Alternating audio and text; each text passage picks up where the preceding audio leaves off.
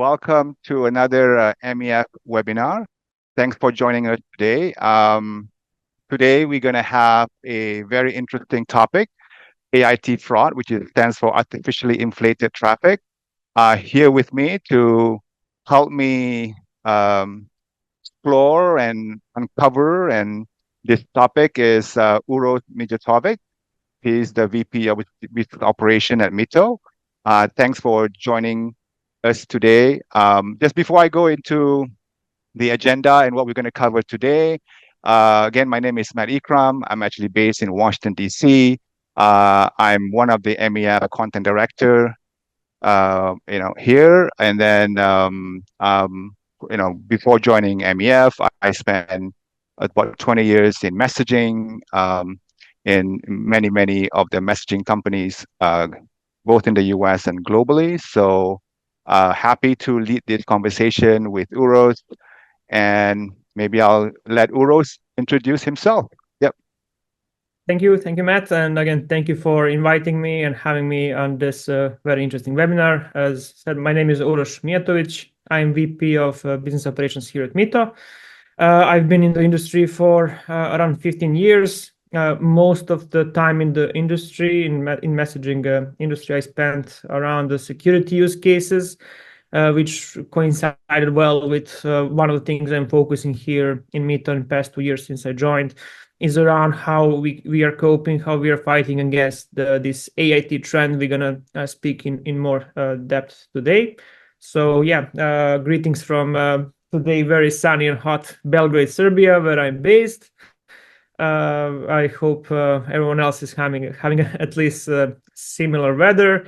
And in advance to apologize for my a bit of a rough English, as it's not my first language, and also with to underline this is also my first webinar. So yeah, I hope it will go smooth and easy as we move forward. So far, so good, Uros, that I think you're just a natural to this. So just to recap, I mean, the title of this webinar is Combating AIT Fraud and how business can prevent loss. So just to kind of give an idea what we'll cover, I think Uros will help us understand AIT fraud, what it is, and why it's a growing concern for businesses across industries. How does it impact businesses, and how AIT fraud can affect operations and profitability? And what are the tools today, advancement to detect and prevent AIT fraud? And then, I think we would love to hear from Mito, some of the example learning practice that, from Mito on how you are adapting to this and other telco frauds, with, insights and real world example. So maybe the first question for Uros is, could you explain what is AIT? What is AIT fraud, and why is it has become a significant concern for businesses today? Yeah. So yeah, it's a good way to start just from explaining what it is. AIT is just an acronym which got widely adopted throughout the time as people are realizing the nature of this type of the fraud. There's also AGT, as artificially generated traffic. So we can call it in different ways, but essentially it's as any other type of fraud. It has financial benefit, and unfortunately, it reached very concerning levels in recent years. In an essence, it's an abuse of two-factor authentication mechanism and SMS as widely adopted medium, which again gained popularity for this use case. So throughout the time, again throughout my experience, more and more traffic was actually going to serve 2FA or one-time passwords compared to some other use cases. So different technologies maybe took over some of the use cases where SMS remained pretty sticky as most deliverable, most available medium to deliver these critical one-time passwords, leveraging again the mobile technology. And also with more adoption of application, again, the use case grew in volume, and more money was involved. And as more money gets involved, there's always emerging trends of people trying to abuse. So it will always gonna be, I'll say, thieves and cops games between fraudsters and people fighting against it. And AIT is no different compared to other types of the fraud. With one, I say, big problem is that, again, it emulates regular end user behavior. So it's not someone compared to, let's say, phishing attacks, where someone needs to send a bulk of messages expecting a percentage of people will get caught, needs to invest money into actually sending those messages. And those messages are like, can be distinguished with access to the content or also by some filtering. Here, the message is completely the same as any other legitimate message. It came from the same customer from which every day we are getting the regular OTP codes. So that's why it's very hard to cope with this fraud. And to be very frank and direct, like, there is no silver bullet solution on the market. So whoever tells otherwise is not really genuine. If there was, whoever would have 100% bulletproof solution would like really kill it. But no. And what we're gonna talk about through the next topics is like, what are the different tactics that could be deployed in order to minimize the damage, to minimize the just sheer volume of these attacks. Just a bit of the story again from my experience. I remember a case of one Eurasian country, big Eurasian country, like I think 8 years ago, when I first encountered this type of the attack. So again, we were at that. My position was a messaging company focused on the, again, OTP use case, where conversion ratio is the primary factor of how we are tracking quality, combined with other parameters.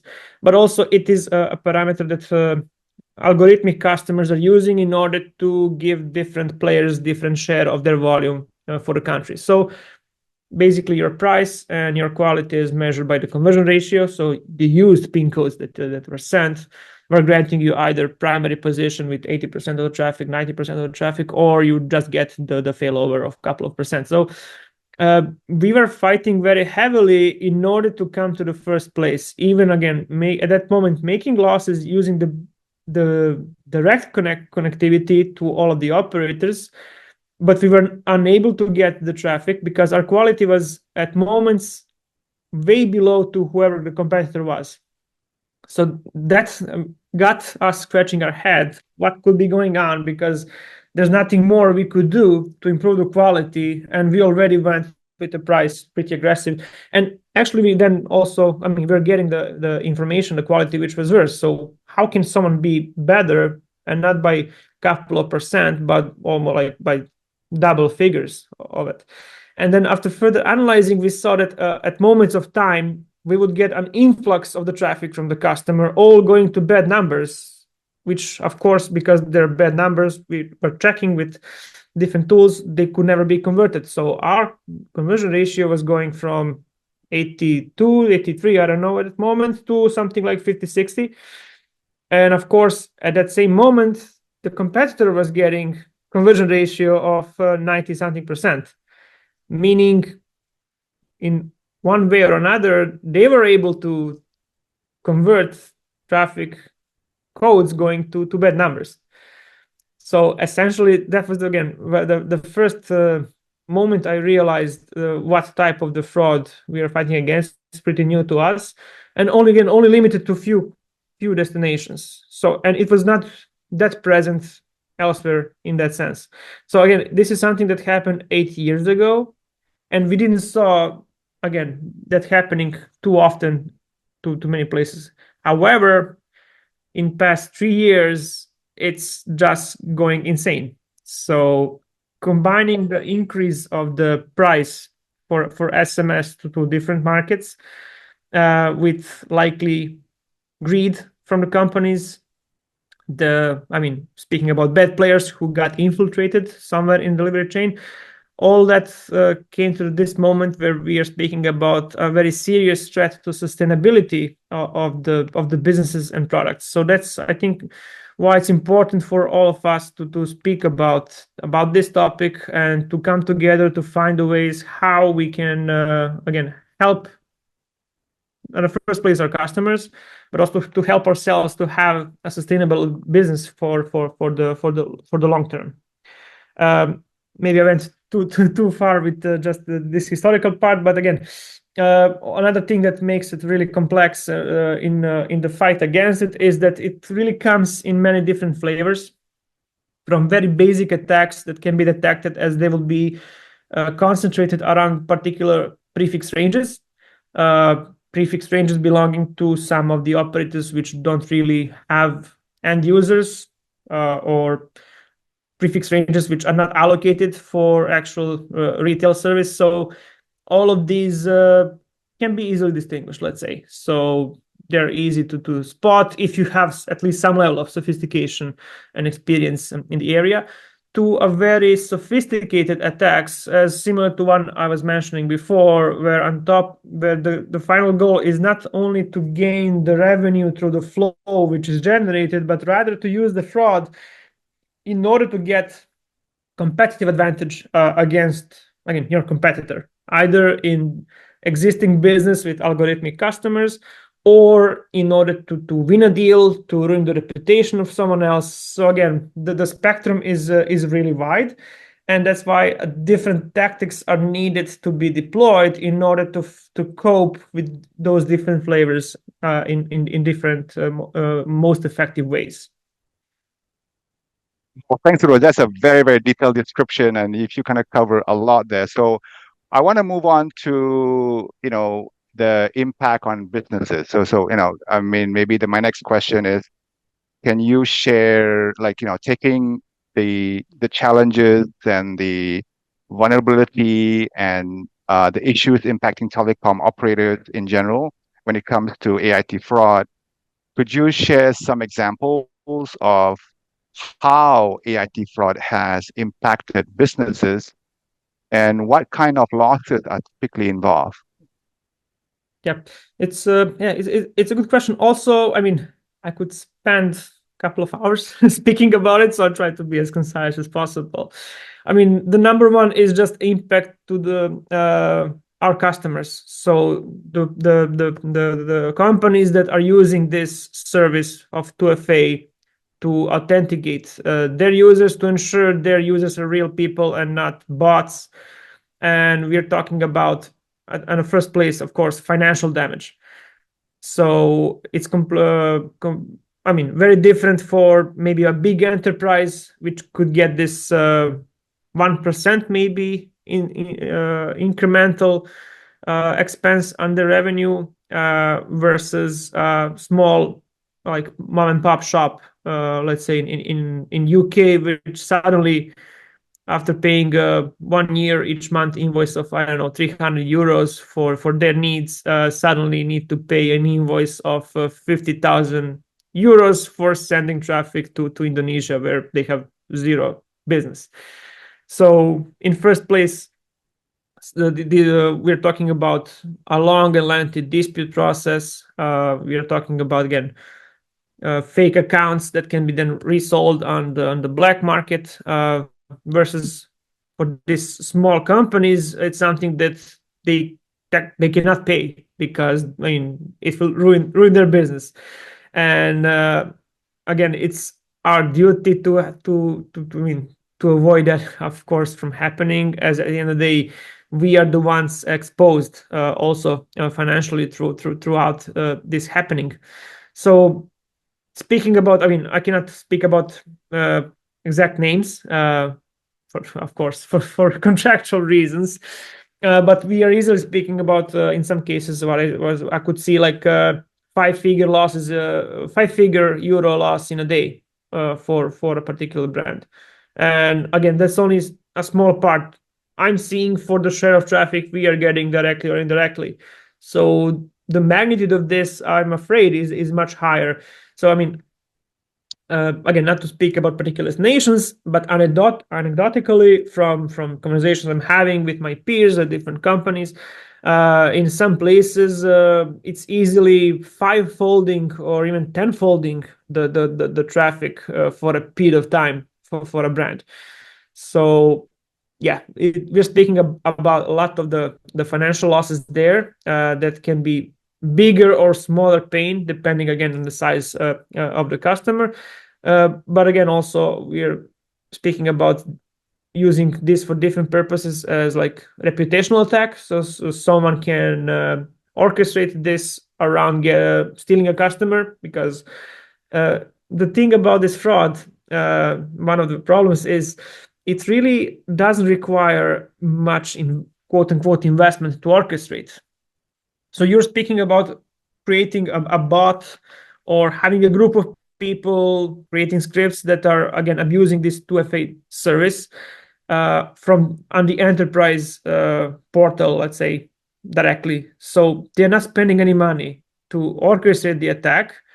In the worst case, they don't earn anything. In best case, they're positioned in a chain where they will get the money. But again, because it doesn't require any investment, it's easily for someone to orchestrate that, create reputational damage for someone, and coming again with a solution. Hey, I heard like you got attacked, you lost so much money. I can help you with this. So I think that's another a big problem that can hurt us in this business. As also coupled, when come to question like why is the telecom sector more damage here, especially, I mean, we are in our industry with this traffic is again by many means emulates the real user behavior. By our contracts, we are not allowed to stop any of that. And I mean, we are by contracts, especially coming in the wholesale, we are obliged to process all the traffic coming. So that's why it makes it even harder to address in that way. So I mean, long story short, the biggest impact here is the financial one, and following ones could be reputational and also security. What I forgot to mention again, the same mechanism as it's being used for this type of the fraud can also be unfortunately used for account takeover. So it does represent also that risk to enterprises instead of again using the maximum from this channel to protect their customer base to ensure it's real people. Unfortunately, this mechanism leaves backdoor for account takeover that could happen. So magnitude of the risk and only benefit for small number of companies that are orchestrating these types of the attacks.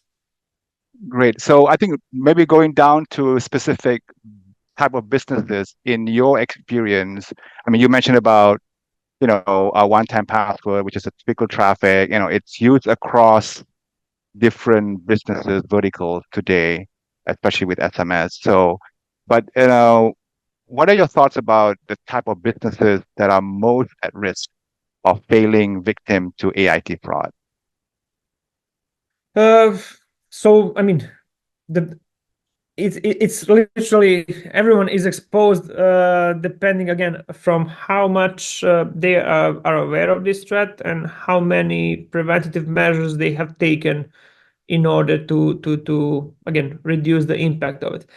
So it's not less of a risk for some of the biggest global, social networks compared to a small enterprise, let's say in Sweden or Norway or Canada.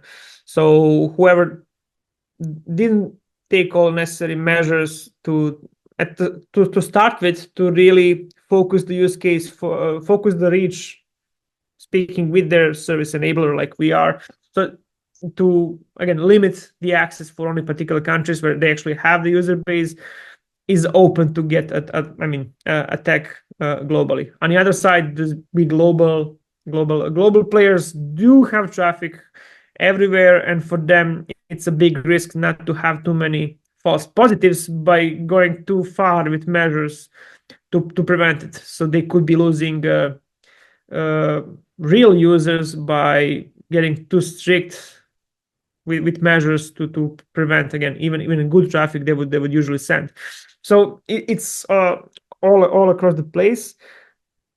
And and also anecdotally, and what I heard is even for some big companies, if this was not going so crazy, they will actually report the growth of their user base in different countries.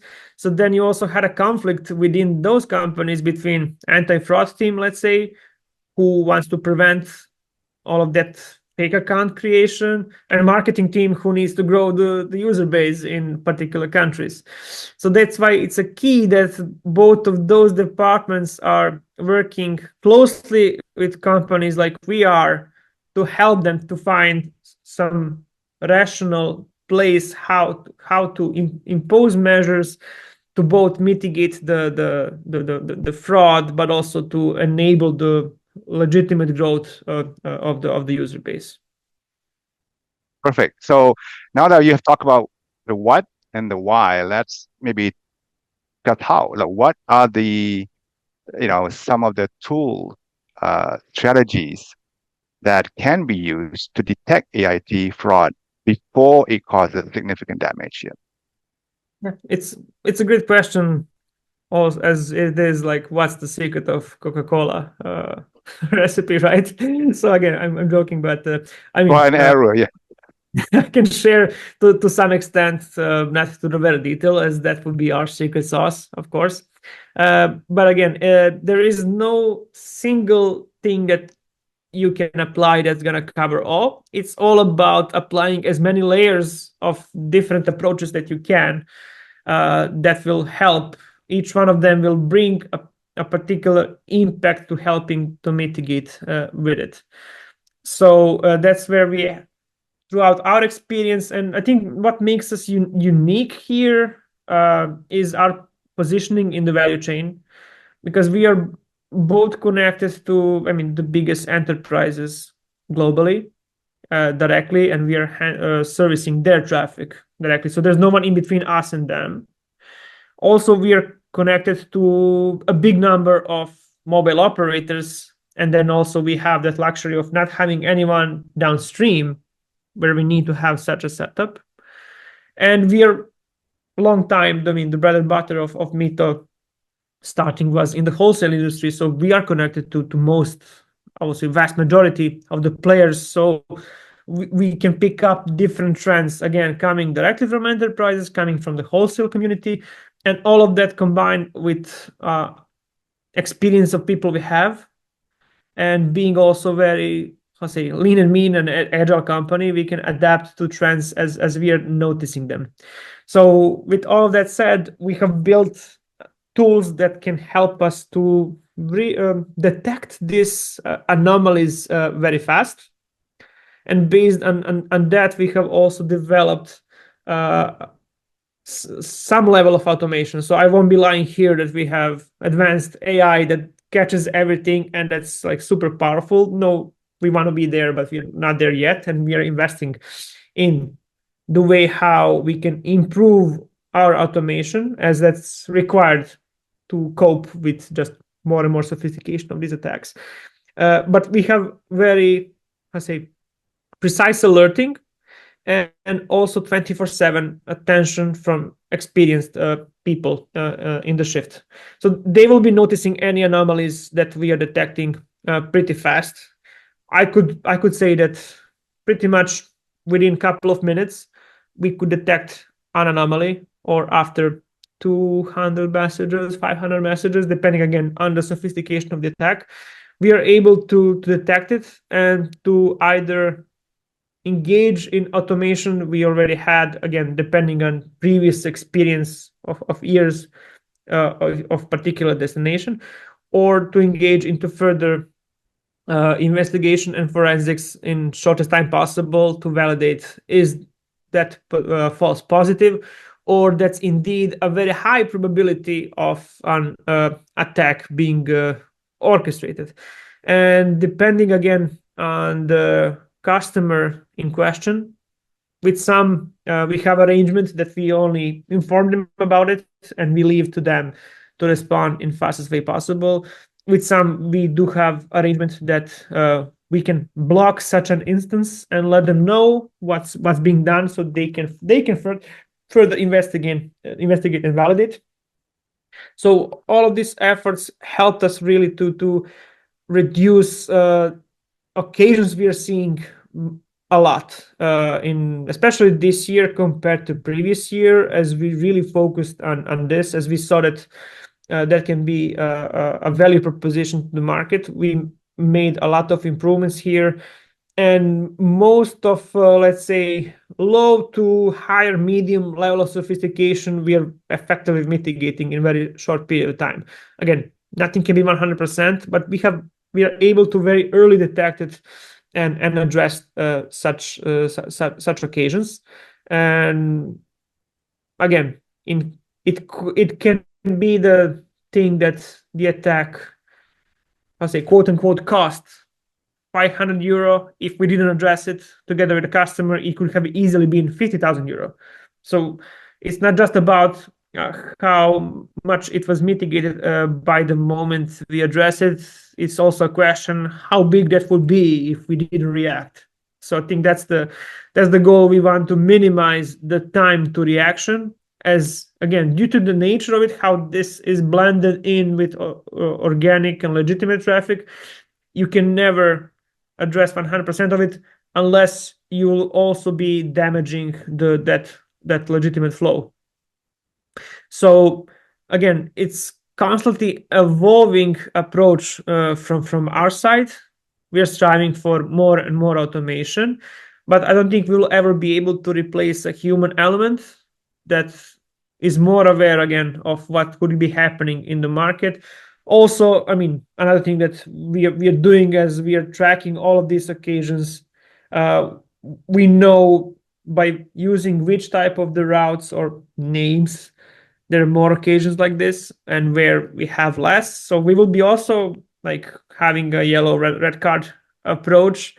And if we see that placing traffic in a particular aggregator causes more of instances to come, we might have higher suspicion that some, not pointing fingers at anyone, but that someone maybe down the chain of their delivery could be infiltrated by the orchestrator, and by, again, in some cases just by switching the route, the attack stops. So I mean, different approaches here can help, but all needs to be well orchestrated within the team, also with our customers, constantly also educating them about different things they could be doing, what could be doing for them, as basically we are all working for the same goal, and that's to mitigate these things. Again, it could be damage to their budget, or it could be our exposure that at the end we won't be able to recover the damage that we will be getting here. So I think that's yeah. So another thing that go ahead. I forgot to say. Coupled with all of these analytical tools that we're having, that we are using in automated, semi-automated, or manual fashion, another great way to mitigate these attacks is what we saw is using our mobile intelligence service that helps us validate active versus inactive users. So that alone, in different cases, helped maybe to 90% of attack being mitigated, not by imposing any blocking of the traffic flow, even though customer may have allowed us to do so, rather by having the number flagged as it's invalid. So there's no way that invalid number has asked for OTP code. So that's definitely one of the most successful, most automated tactics that's actually a part of the traditional SMS delivery. Okay, perfect. So let's. I want to shift gear about some of the. You mentioned about, you talked about tools, strategies, looking at anomalies. But I think also as a business, how do you? I mean, are there emerging trends in AIT fraud that businesses should be aware of? I mean, what are your thoughts on that? Yeah, definitely. As said, the complexity is in a wide spectrum, from very basic. What I could say from my experience, so let's say this year compared to previous years, is that there's more hit and run attacks. So generally, OTP traffic comes into a stream within business hours of the destination country. That's where users actually do authenticate themselves.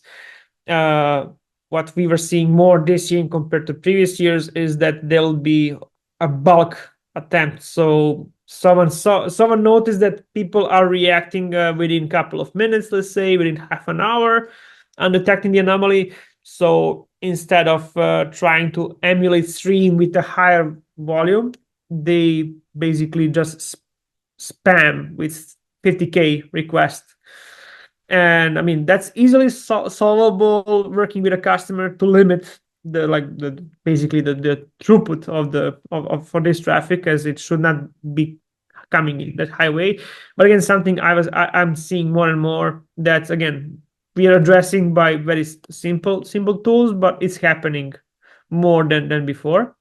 And also moving from attacking particular ranges, as I said, that's relatively easy to notice and address. We see that there's more attacks there where particular numbers are requesting OTP codes multiple times per day. So, and those numbers are not positioned in particular prefix that's then easy to spot, rather in very different number ranges, each number with many attempts.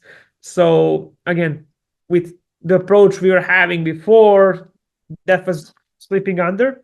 But then, of course, it didn't took us long to find that, and again to deploy different tactics together with the customer to limit the number of OTP codes that should be allowed for a number to request, as for the legitimate users. And again, as said, it's a lot of work educating customer and helping them to educate them about how they can do better together with us, so that jointly as a team we mitigate these attacks. And again, process are getting smarter and smarter, even in such occasions again where for the particular brands that we're helping them to block it. It's interesting that as compared to before, as soon as it's blocked after like two messages, it stops. So whoever is orchestrating is also monitoring what is happening much closer in this sense. So one thing is for sure, this is gonna keep evolving, as fraudsters will always try the way how to outsmart people fighting against it. And that's again why we always also need to improve in our approach, our techniques to outsmart them. So it's always going to be a bit of a race. But then again, the best thing we could do is to keep our pace with that, and to continue working with our customers to ultimately again protect this product and sustainability for everyone in the ecosystem. Great. So yeah, I mean, I think the notion that we just have to be the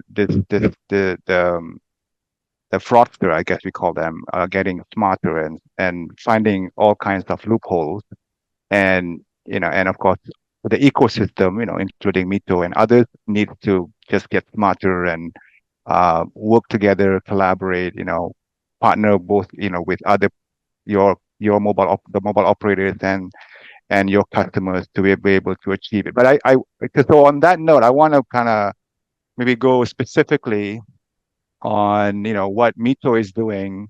Maybe you can give some example use cases. How are you addressing the issue of AIT fraud?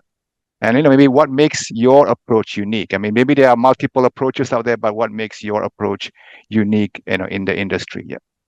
Yep. Again, as where we are positioned in the value chain is what does again makes us not completely unique, but we do stand from the rest of the herd together with other players which might be similar. I think we are much more agile as just an organization. So we are not too big, too inert. We are not too small that we don't have capacity. I think we are running at appropriate capacity as a company, but also without having to suffer from too big of an organization. So we can easily internally adapt to a different approaches, build new stuff that's need to be built in order to address with the emerging trends as we see them. So from the point we see a new type of the attack happening, and once we figure what do we need to address it effectively, it doesn't take too long for us to have that in place and deployed in order to protect against the trend. So I think that's the part maybe of the secret sauce that we have, coupled with very experienced team members which are working here, which are very good at figuring out the ways once we see the advanced attack happening, figuring out the ways how we can mitigate it. And of course, as I said, all of these tools, alerting and everything we built is part of the story. The other part is also as our mobile intelligence is really state of the art in terms of capabilities, reach, and I mean platform itself, and how we are using that in very automated fashion in for the traffic to mitigate things in fastest way possible as they are happening even before some of the alerting kicks in. Good. So yeah, so on that, I mean, you mentioned about the fraudsters are changing and they're constantly evolving, you know, their tactics, and so for Mito, I mean, I know you talk about, you have the right capacity, the agility to address this, but what are the other ways that you guys are staying ahead of these constantly evolving tactics used by fraudsters? But I think experience and experience. It's all about it. I can say I'm personally also very operationally involved in it together with the people from the team. So even though I'm like a VP of a part of an organization, I'm also working together closely with both of our support and our routing team and our anti-fraud team.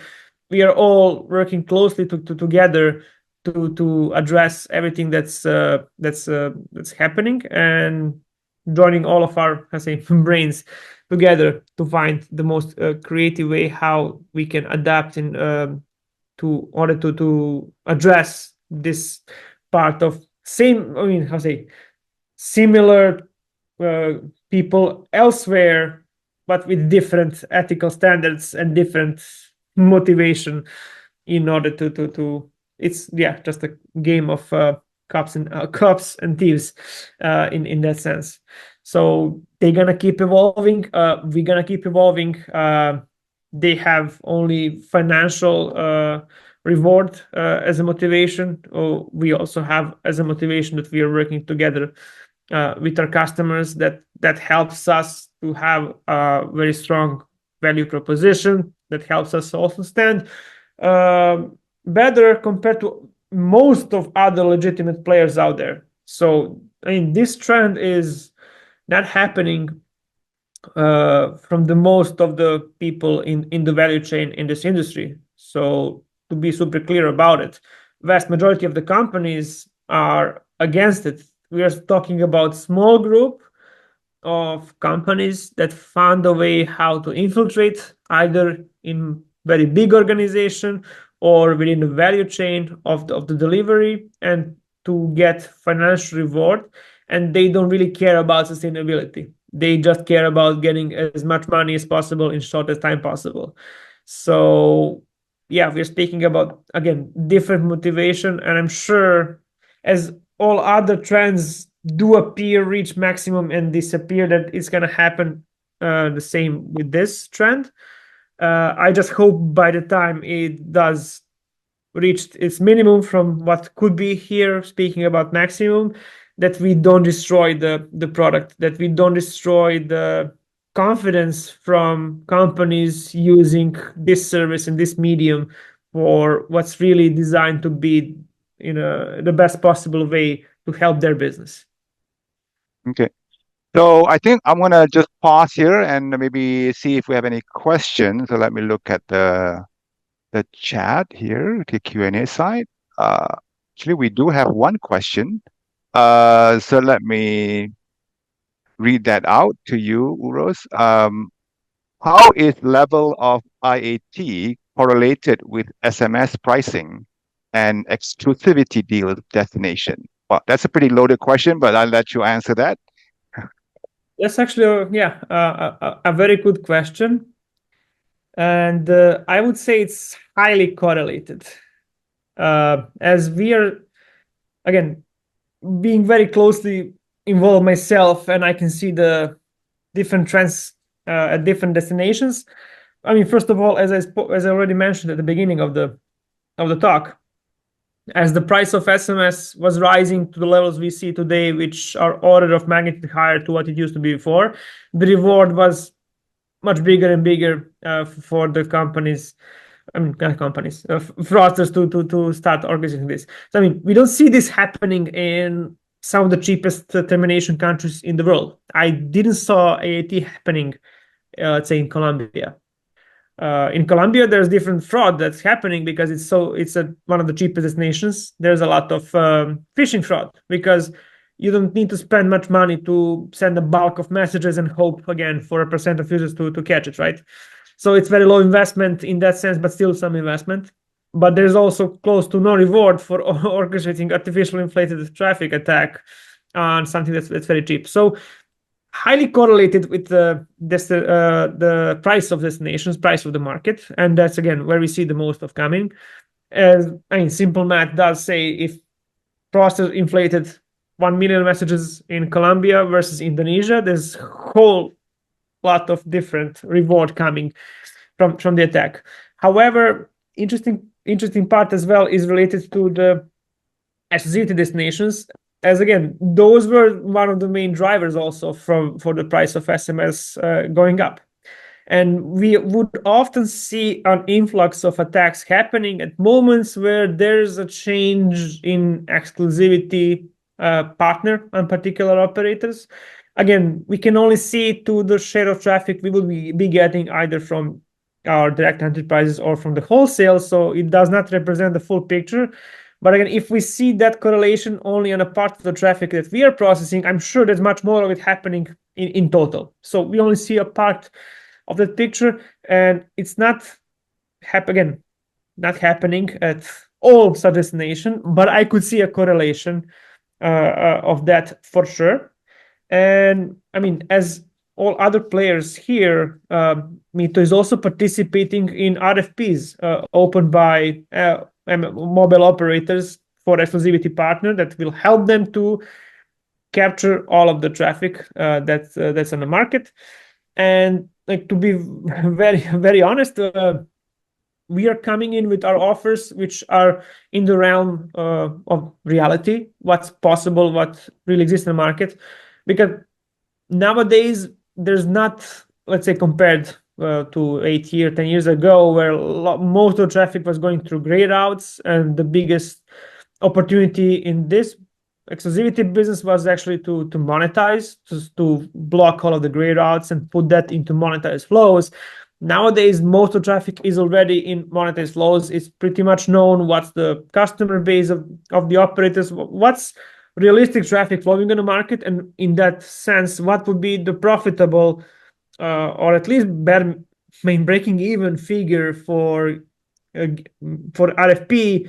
And unfortunately, to our surprise, we are not, in some cases, not even getting shortlisted as someone is coming swinging with multiple multi-hire offer in that sense. So that's directly indicates that there might be fall attentions from someone who came with that offer, as well maybe silent acceptance from operator, not to support but to be okay with someone coming with that offer and either burning a lot of money or maybe trying to pull a lever of this behavior in order to move such deal to profitability. Yeah, exactly. So, actually, I have a question. As I'm thinking about this topic, we haven't touched on regulation or regulatory or their involvement. I mean, when it comes to fraud and fraudster and financial damages, do you have an opinion about, what, or if you see any regulations or regulatory or any kind of yeah, around this, or is Hmm. that so is it still that just no, nothing that could penalize anybody who misbehave, I guess. Yeah. So again, to be honest, to my own awareness, I haven't heard anyone being uh, penalized by any of regulatory body or even by some of the again organization. The only penalization happening in the process might be to enterprises who are paying the bill, or if they refuse to pay the bill by whoever in the value chain is the closest to the one who also, I mean, doesn't want to pay. So financial damages are there, and that's the price being paid by everyone except the who orchestrated the attack, to be fully honest. Mm, But regulation play a big part is also, in fact, in some markets, regulation does prohibit anyone to be positioned as such player, as exclusive gateway. Let's say mostly in EU countries. Uh, and there's definitely much less of these attacks happening in such occasions because no one is granted to be positioned in such way. I would have big expectations from uh, I mean, GSMA and an organization like, I mean, at MEF, we are speaking now about a topic which is great. However, at the end of the day, the regulators within the country should have a big saying in how they can help in order to stop this. Because again, it's in everyone's best intention who is into this business legitimately and on a long run to stop this happening. And again, we can speak to the length of how we can have technical approaches here to mitigate, ideally prevent, which might not be possible. But at the end of the day, I think the whole everyone needs to come together and in some rare form squeeze out what could be the bad seeds of the industry, and in only that way, I think we can prevent this type of fraud happening. and I think to your point, I think you made a point earlier that it's not that majority of the players are good at providing doing the best they can and following the best practice and but there's only like a few. So I think if regulation can help to remove some of these few bad actors, that would actually help also you guys mitigate this problem significantly. So I think it's not like we have to you know cut the whole bar all the whole cut the industry in a way, but it's just trying to put a position to specific fraudsters that are using it and probably doing it you know getting away and doing it again and again because they are never getting penalized and never got caught to do this. So I think that's probably the message, right? Yeah. um so, Uros, I think we kind of lost you, but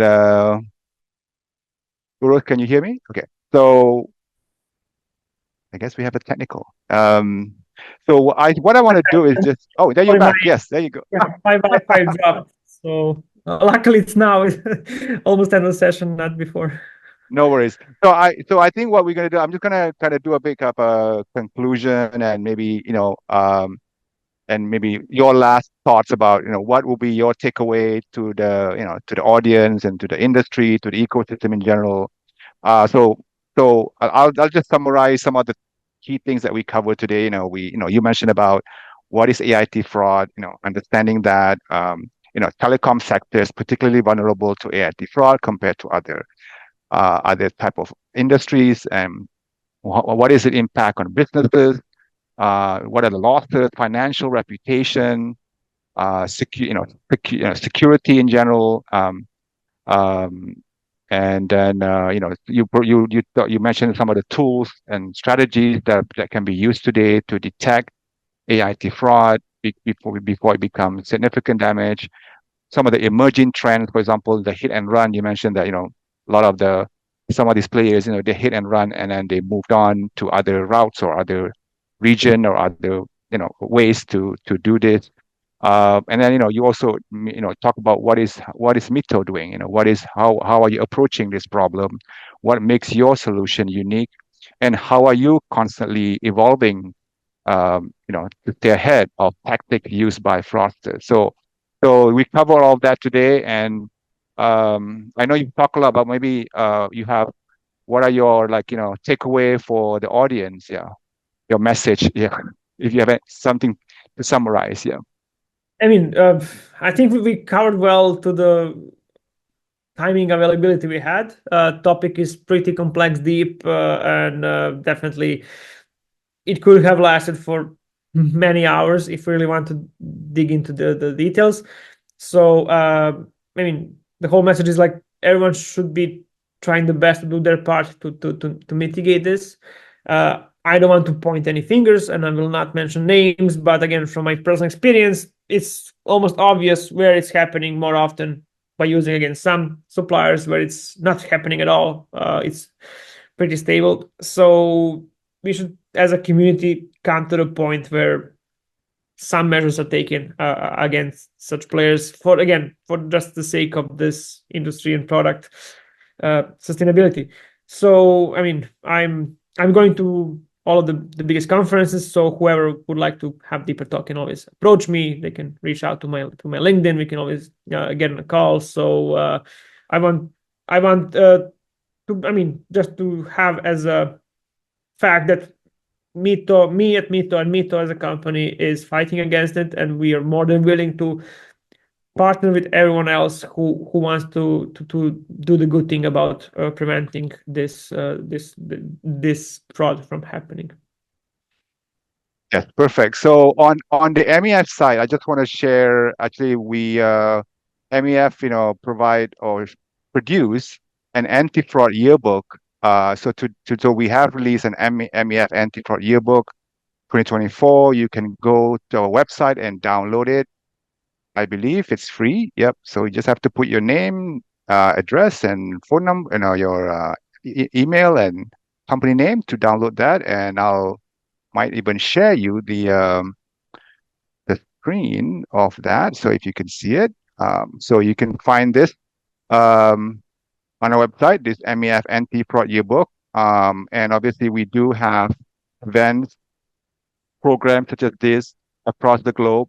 And anti-fraud is always a session that we produce that seems to generate some of the most interesting conversation.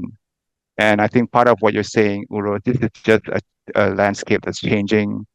And I think there's always tactics and I think the industry and the ecosystem has to be on top of this. So again, just to repeat, you can download the MEF Anti-Fraud Yearbook 2024.